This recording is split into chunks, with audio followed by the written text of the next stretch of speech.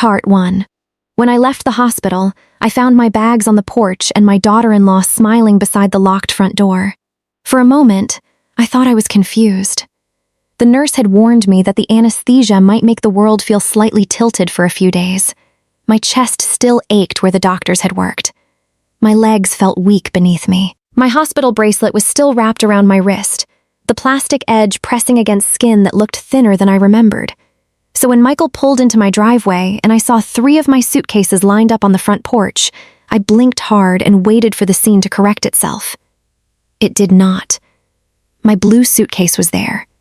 The old brown one with the cracked handle was there, and beside them sat 2 black trash bags tied neatly at the top. My clothes.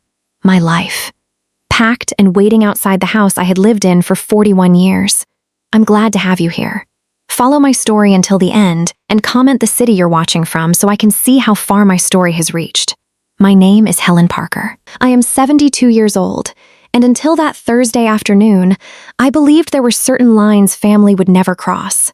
I believed a son might be busy, careless, even weak at times, but that he would still know the difference between concern and cruelty. I believed a daughter-in-law might dislike me quietly, might roll her eyes behind my back, might call me old-fashioned when she thought I couldn't hear, but that she would not smile while I stood weak and newly discharged from a hospital beside my own belongings. Most of all, I believed my home was still my home. That was the belief they were counting on. The house sat on a quiet street in Charlotte, North Carolina, shaded by 2 dogwood trees my husband George planted when Michael was still small enough to ride on his shoulders. It was a 2-story brick house with white shutters, a porch swing, and a narrow garden bed that bloomed stubbornly every spring no matter how badly I neglected it. George and I bought it in 1983. Back then, the kitchen wallpaper was yellow, the basement leaked, and one of the upstairs bedrooms had orange carpet so ugly that George called it a crime scene. We could barely afford the mortgage, but we were young enough to believe exhaustion was temporary and love could patch almost anything. In many ways, it did. George fixed the porch, railing himself. He built the bookshelves in the living room because I had worked at the public library and owned more books than furniture. He planted the dogwoods out front and said, "One day, when we're old, we'll sit right there and watch them bloom." We did. For a while. Then 6 years ago, George died in his sleep, and the porch swing became a place I avoided until I could bear the silence beside me. After his death, the house became both comfort and burden. Every room held him, his coffee mug, his handwriting on old paint cans in the garage. The dent in the hallway wall from the year he insisted he could move a bookcase without help. People told me I should downsize. At church, well-meaning women touched my arm and said, "Helen, a house that size is a lot for one person." At first, I smiled. Then I stopped answering.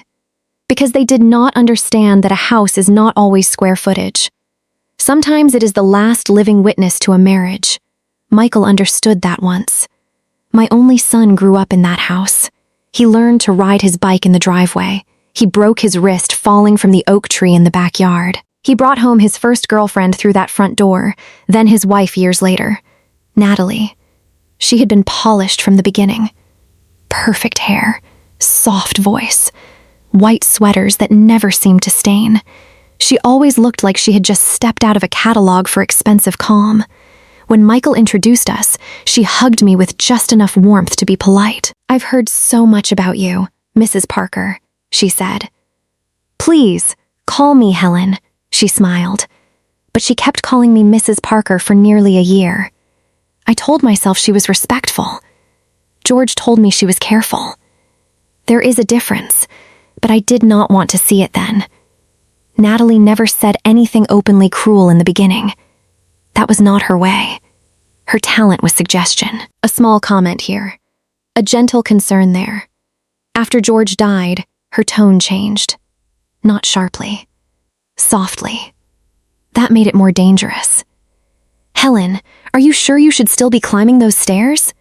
Helen, this yard must be exhausting for you. Helen, have you considered something more manageable?"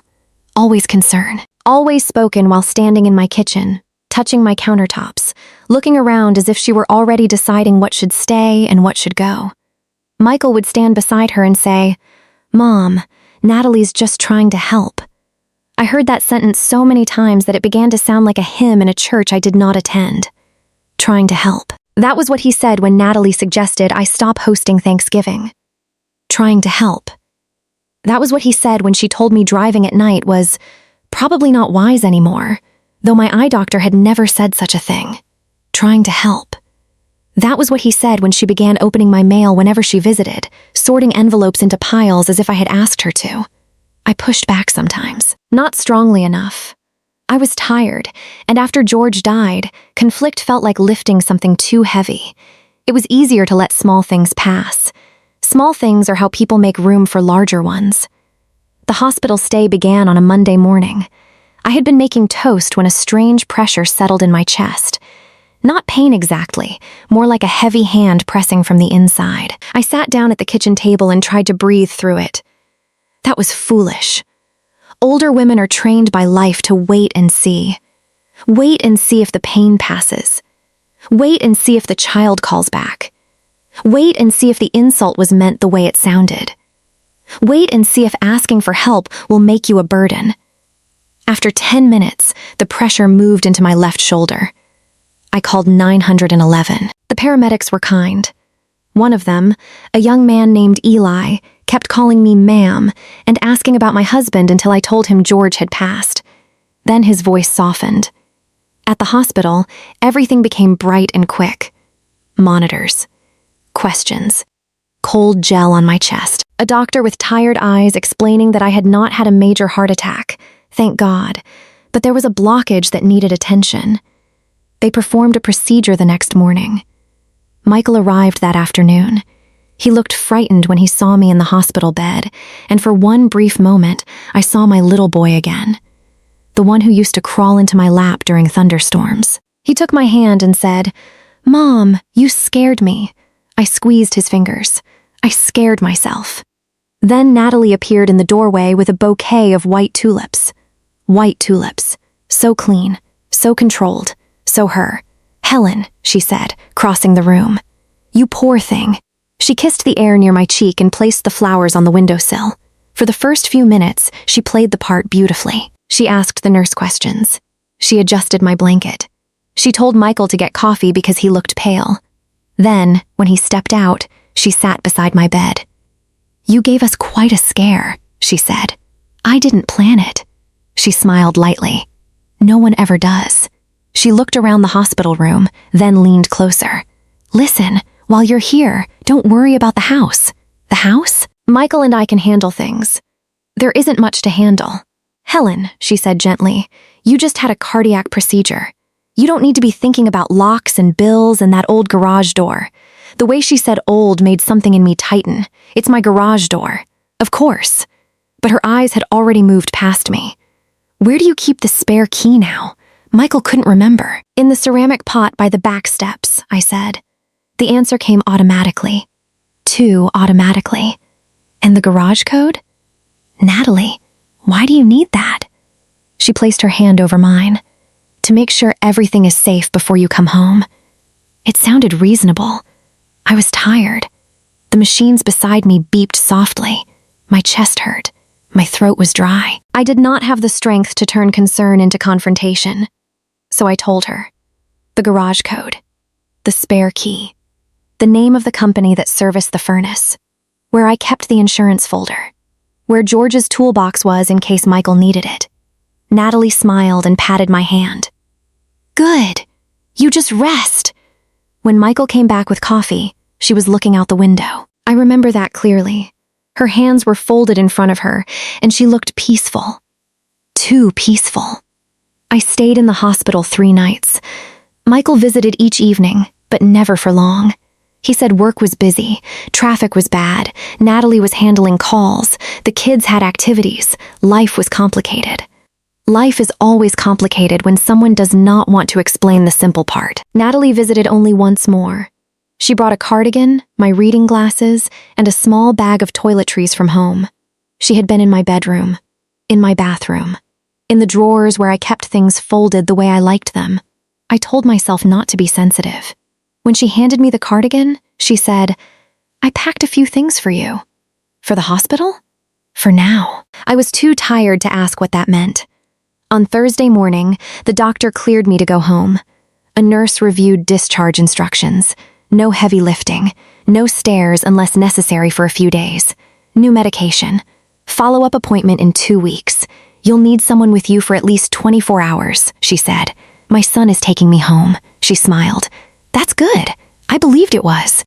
Michael arrived at noon. He hugged me carefully, but there was a stiffness in him. He avoided my eyes while helping me into the wheelchair. When the nurse asked if everything at home was ready, Michael answered too quickly. Yes. Not yes. We're ready. Just yes. In the car, he barely spoke. I thought he was nervous about my health. I tried to comfort him. Michael, I'm all right. The doctor said I'll recover well if I follow instructions. I know, Mom. You don't have to hover. I know. His hands gripped the steering wheel. Something was wrong. I felt it in the space between us. But I was tired enough to confuse dread with weakness. When we turned onto my street, I looked at the dogwood trees and felt relief so strong it almost hurt. Home. My porch. My curtains. My front steps.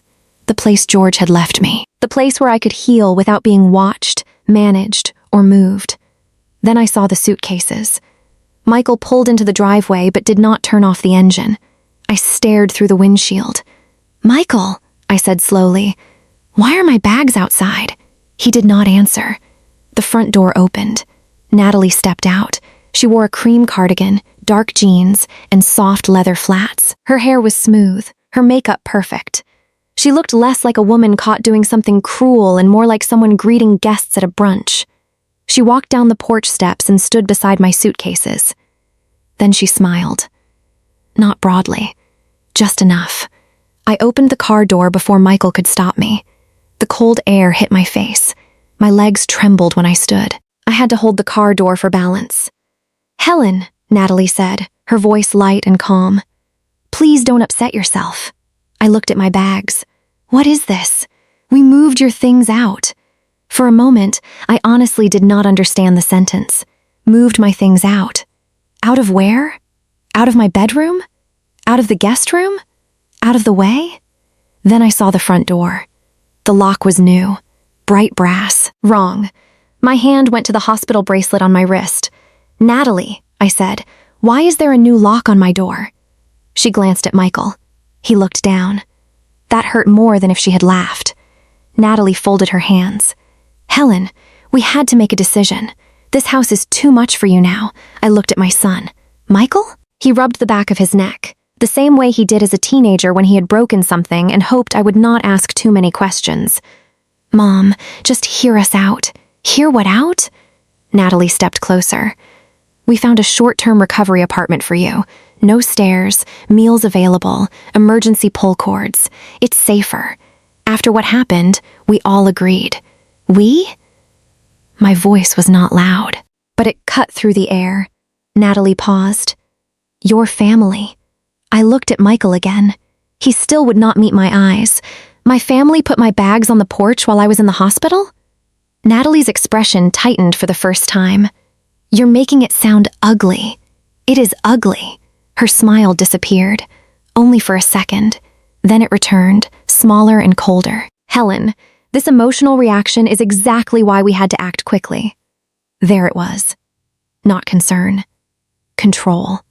My legs were beginning to ache. The incision site pulled beneath my blouse. I could feel my pulse beating too fast, and a part of me knew I needed to sit down. But I would not sit on my own porch like an unwanted visitor. I looked past Natalie, through the front window. My living room curtains had been changed. Not removed. Changed. White curtains where my blue ones had been. The blue ones George helped me hang after we painted the room. Something inside me went very still. What did you do to my house? Natalie's jaw tightened. We freshened things up. You should be thanking us. Michael, I said. My son finally looked at me. His eyes were wet. But wet eyes do not open locked doors. Mom, he whispered, please don't make this harder. That sentence took the strength out of me more than the hospital ever had. Because it told me everything. He knew it was wrong. He simply wanted me to make it easier by accepting it. I looked down at my hospital bracelet. then at my suitcases, then at the new lock, then at Natalie's perfect, patient face. And I understood. They had not been waiting for me to recover. They had been waiting for me to be weak enough to remove. I did not scream. I did not beg. I did not ask Natalie how she could do this. Some questions are useless when the answer is standing in front of you, smiling. Instead, I reached into my purse with a hand that trembled from exhaustion and pulled out my phone. Natalie's eyes narrowed. "Who are you calling?" Before I could answer, a voice came from across the yard. "Helen?" I turned. Mrs. Evelyn Ross, my neighbor of 32 years, stood at the edge of her walkway in a blue housecoat and slippers, staring at the suitcases on my porch. Her face changed when she saw the hospital bracelet. Then she looked at Natalie. "What on earth is going on?" Natalie's smile returned instantly. "Evelyn, this is a family matter." Evelyn walked across the grass without hesitation. She was 76, widowed twice, and had the kind of posture that made people move aside in grocery store aisles. She stopped beside me and took my elbow gently. "If it's a family matter," she said, "why does Helen look like she just found out?" Natalie said nothing. Michael looked away again. Evelyn turned to me. "Come sit at my house." I wanted to say no. I wanted to say this was my house, my porch, my door, my life. I wanted to march past Natalie and put my key in the lock and prove that I still belonged where George had left me. But my legs were shaking badly now, so I let Evelyn guide me across the lawn. Behind me, Natalie called, "Helen, don't make this dramatic." I stopped. Just for a moment. Then I looked back at her. "I'm not making it dramatic, Natalie," I said quietly. "I'm making sure there are witnesses." Her face went pale. Not much, but enough. And as Evelyn helped me into her kitchen and lowered me into a chair, I realized the first mistake Natalie had made. She thought weakness meant helplessness. She had forgotten that old women have survived more than one kind of pain, and some of us learned long ago how to remember every detail. Part 2. Evelyn's kitchen smelled like peppermint tea and lemon furniture polish. It was a small thing to notice, but small things are often what keep a person from falling apart. The mug she placed in front of me was pale green with a chipped handle. Her kitchen table was covered with a yellow vinyl cloth that had little white daisies on it. A clock shaped like a rooster ticked loudly above the stove. Through her lace curtains, I could see my own house across the lawn. My house.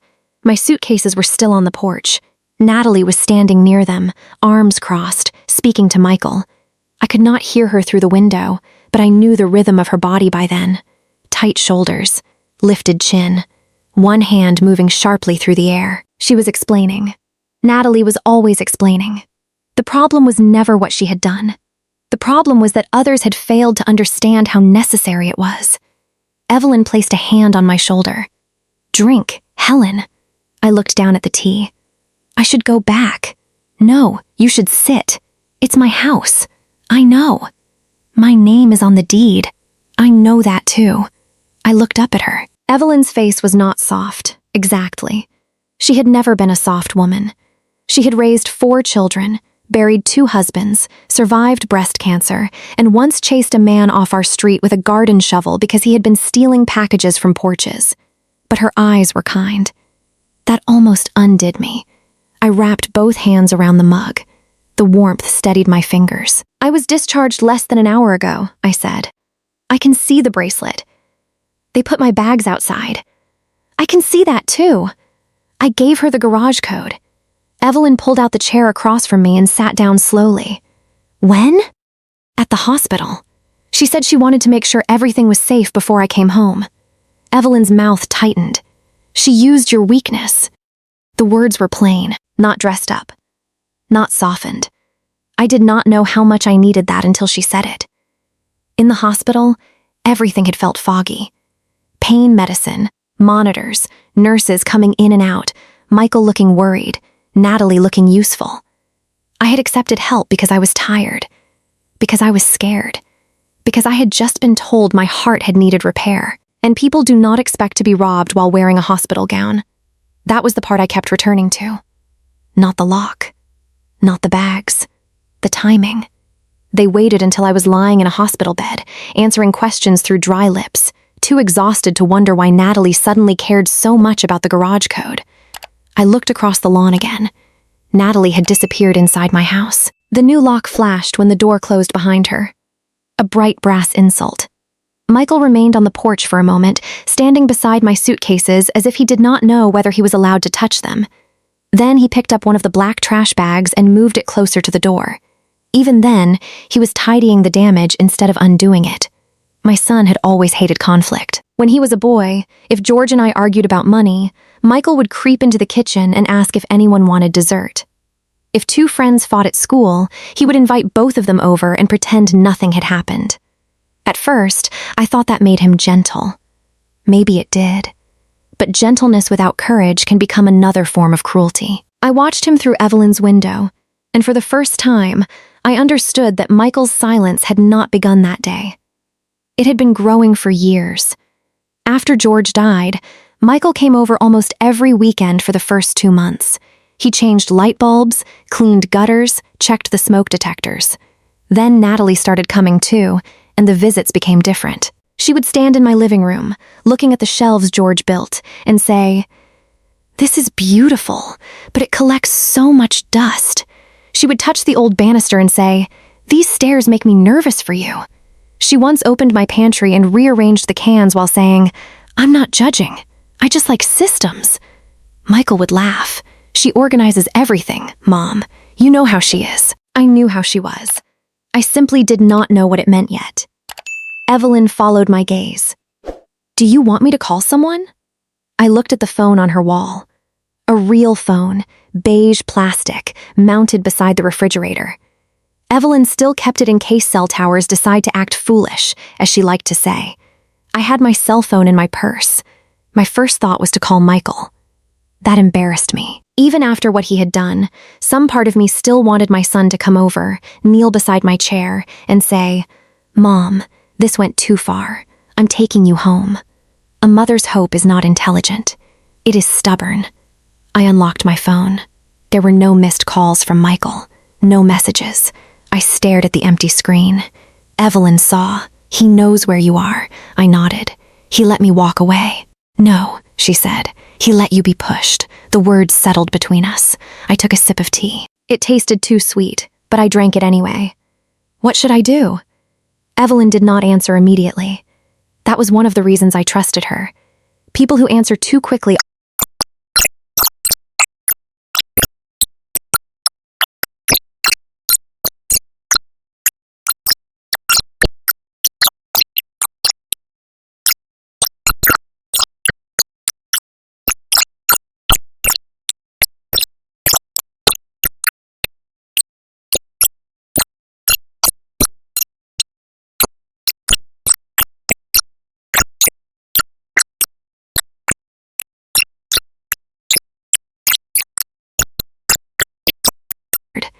That makes this sound like we did something wrong. I looked at him for a long moment. "Michael, my bags were on the porch." He closed his eyes. That image did what my words could not. My son could avoid legal terms. He could argue about safety, concern, timing, practicality. But he could not erase the sight of his newly discharged mother standing beside suitcases outside her own locked door. He knew what it looked like, because it was exactly what it was. Before he could speak, my phone buzzed. A text from Natalie. "Helen, please don't let Evelyn stir this up. We are your family." I read it once. Then I turned the phone so Michael could see it. His face tightened. Evelyn leaned over and read it too. "Oh, she's bold," she said. Michael whispered, "Mom, don't make this bigger." There it was again. Not "don't let her hurt you." Not "I'm sorry. Don't make this bigger." I placed the phone face down on the table. "Michael, I did not make this. I came home from the hospital." He had no answer. A car door closed outside. We all looked toward the window. Natalie was walking across the lawn. Her white cardigan moved in the breeze. Her face was composed again. She knocked once on Evelyn's back door, then opened it without waiting. Evelyn's voice cut through the kitchen. "Excuse me." Natalie froze. Evelyn walked to the door and held it half open. "In my house, people wait to be invited." Natalie's smile tightened. "Of course. I'm sorry." She did not sound sorry. Evelyn did not step aside. "What do you need?" Natalie looked past her at me. "Helen, this has gone far enough. You need to come with us before you exhaust yourself." I looked at her carefully. "With you where?" "To the apartment. Just for recovery." "Did I agree to that apartment?" "We discussed it." "No," I said. "You discussed it around me." Michael looked down again. Natalie's eyes sharpened. "Your doctor said you need support." "My doctor did not say I need to be removed from my home." She inhaled slowly, as if controlling a difficult child. "Helen, you're not thinking clearly." And there it was. The next step. I had expected it. Still, hearing it made my skin go cold. I picked up my discharge papers from my purse and placed them on the table. The hospital discharged me as alert, oriented, and able to make decisions. Natalie's gaze flicked to the papers. For the first time that day, I saw uncertainty. Not fear. Not yet. But the beginning of recalculation. I looked at her and said, "Arthur Coleman has been contacted. Evelyn is documenting what she saw. I have photos of the bags and the lock. If you believe I am not thinking clearly, you may put that in writing." The kitchen went quiet. Natalie stared at me. Michael stared at the table. Evelyn smiled. Just a little. That was when I understood something important. Natalie had expected a weak woman in a hospital bracelet. She had not expected a witness. She had not expected a lawyer. And she had not expected me to learn the difference between being tired and being powerless.